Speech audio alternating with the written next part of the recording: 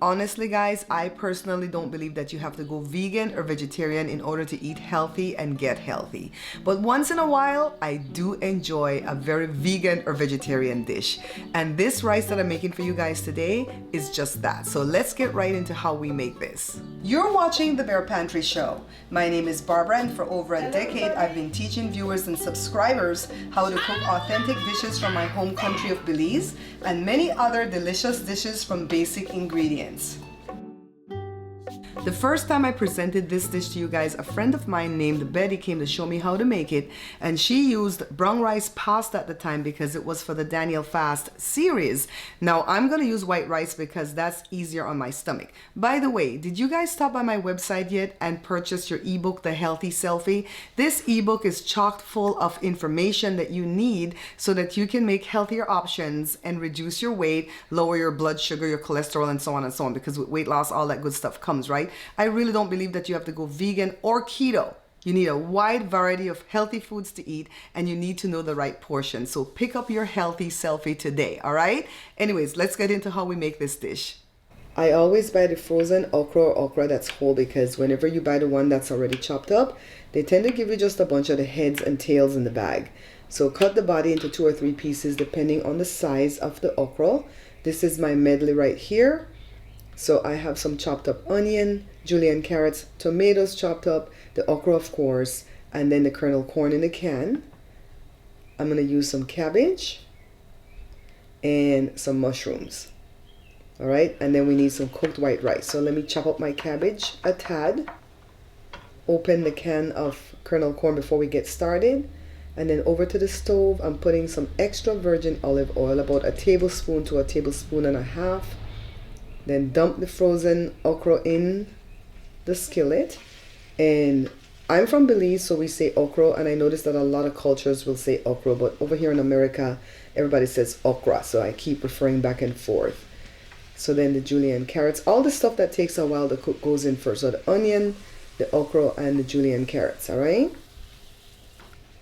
So now when you need some liquid, put some of the juice from the kernel corn. If you were making this dish with pasta, you would put some of the starchy water from the pasta. And just allow it to cook a little bit till everything's getting tender. And then in the same time, the sliminess from the okra is getting cooked out of it, all right? So add the mushrooms, because this takes a little while to cook. And then the kernel corn. And then just keep sauteing or stirring. 1 teaspoon of pink Himalayan sea salt, 1 teaspoon of curry powder, and the juice from 1 lemon. Okay? The juice of the lemon is the thing that really gives this dish its kick. Then the cabbage, roughly chopped. Work this in. Isn't this looking so fantastic already, especially for my vegans and my vegetarians? For my meat eaters, you can eat this with some meat. Right? You don't have to put the meat inside of this, but eat it with meat on the side.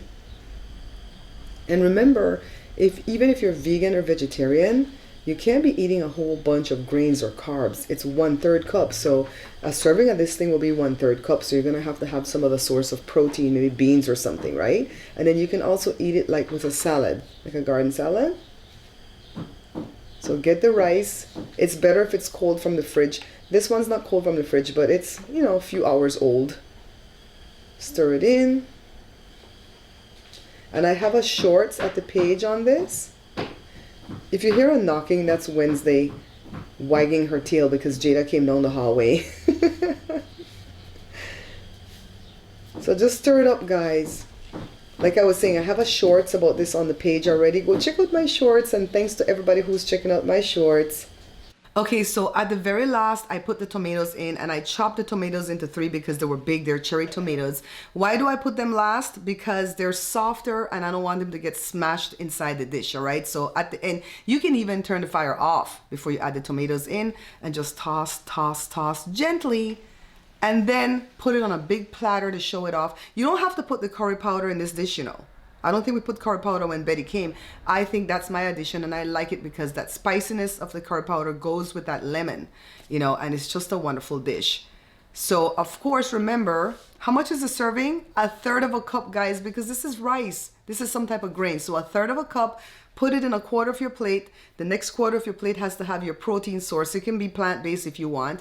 And then a half of your plate has to be non-starchy vegetables. There, I gave you a secret right there from the Healthy Selfie. If you want to know how to become a sponsor to the show, or if you want to find out how to collaborate with me, hit me up at this email below, bearpantryshow@gmail.com. And of course, don't forget to like, share, subscribe, and leave me a comment. And I'll see you guys in the next upload.